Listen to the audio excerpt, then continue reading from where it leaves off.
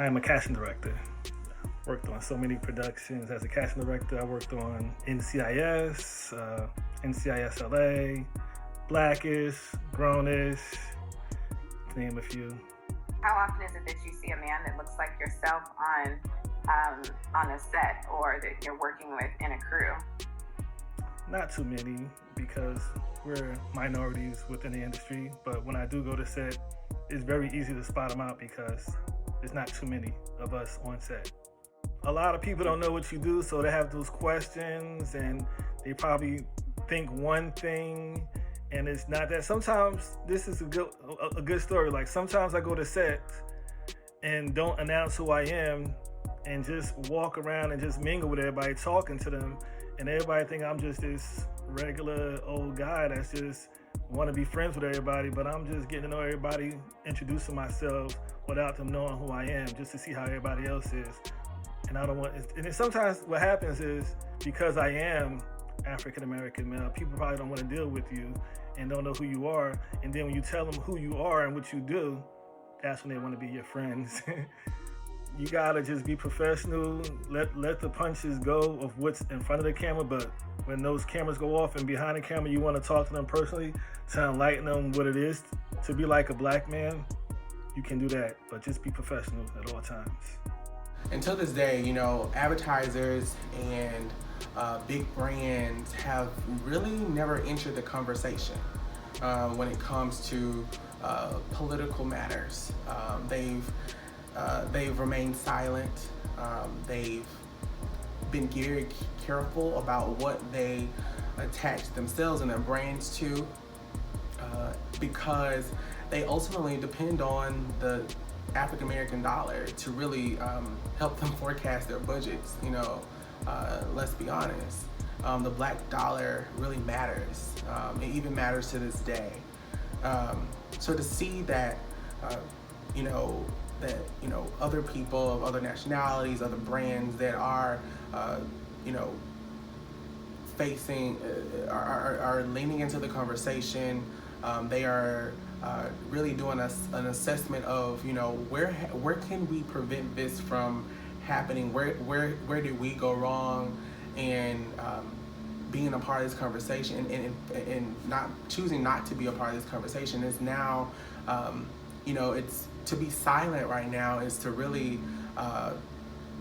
bring question. It brings question to the community. It brings question to your brand, to where you stand, and if and then there are some brands that are maybe standing things up just because it's a box to check. But has diversity and has human rights always been a box to check for corporations?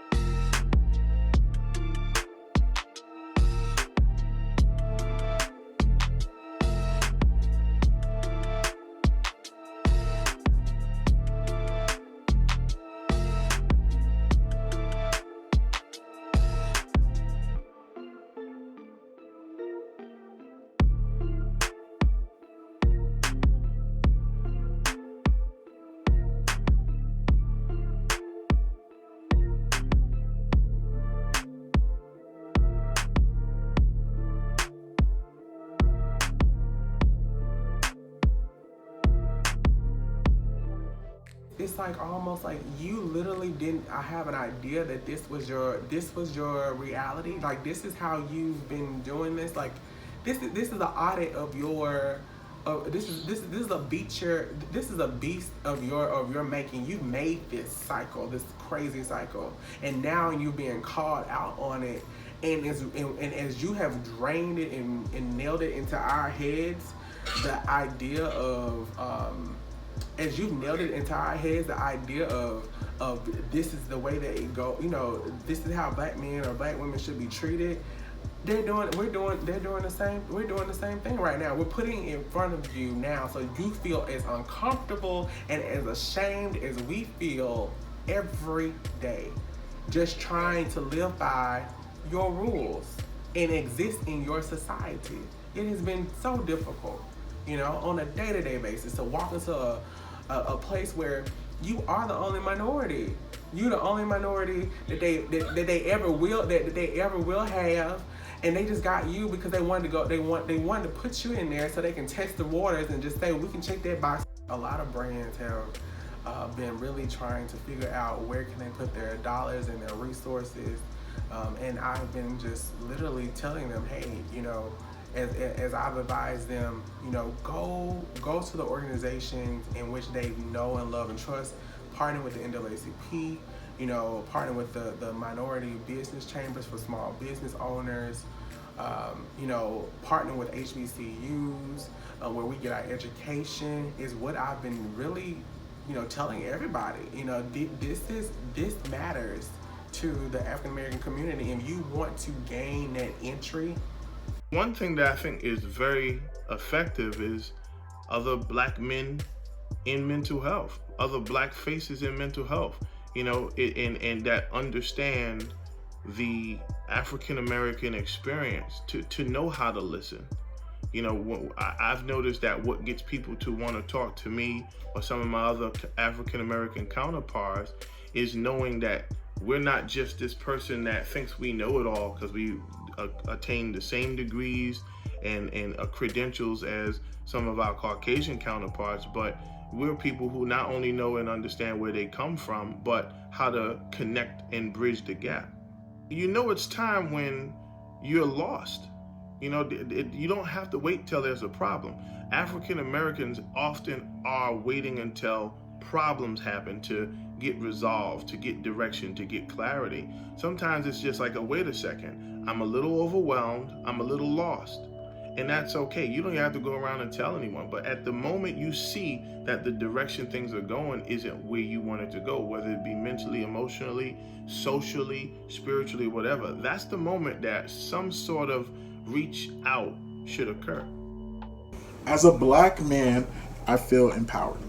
And so the reason being is because I'm a descendant, we are descendant of those who never quit, who did not fail. Who did not give up during the ride from Africa over here. We are descendants of those who did not give up during slavery. We are descendants of those who did not give up during Jim Crow, during segregation, right? And so I'm constantly empowered when there's times of, you know, of course we all have times of where we question ourselves, you know, where we, you know, you get, imposter syndrome. Right, it's big to where you're questioning, are you doing anything right? But then you have to remember and remind yourself that Black history started before slavery, right? When we were kings and when we were queens, and so you have to remember that this is who I am and this is where I come from, and constantly feel empowered. And like the phrase Sankofu, you know, I always look at everything I do is bigger than me, and that there's people. The next generation and younger kids are looking up to me. You know, being a young black man from South Central who grew up in a single parent household, who during undergrad, you know me from C Sundays, you know, I was just caught into the lights and glamour of being in the fraternity and not being educated and seeing what it actually was.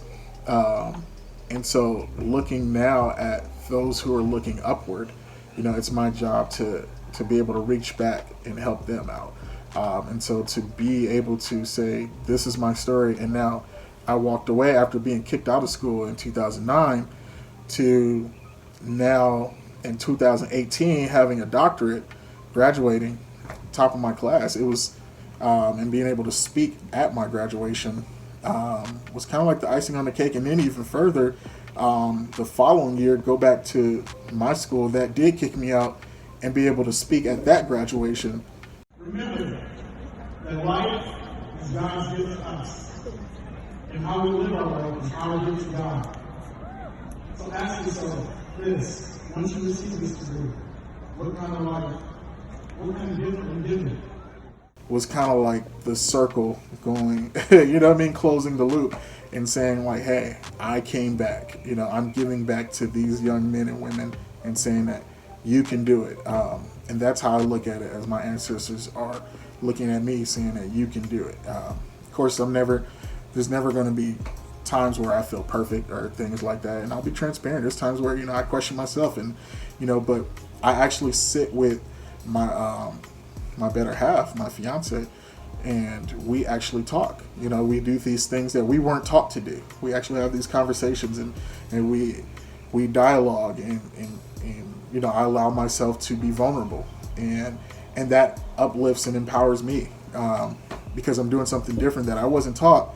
So I don't know if it's right or wrong, but I know it's changing the narrative, right? And so then once I become a certain level of, you know, mental health, and well, I then expose it to other young black men and let them know, you know, I do a lot of work with mentorship, and letting young men know, like, it's okay to be vulnerable. It's okay to cry. You know, it's okay to be sad. It's okay to be angry, but let's not sit in that. How can we help ourselves fix it?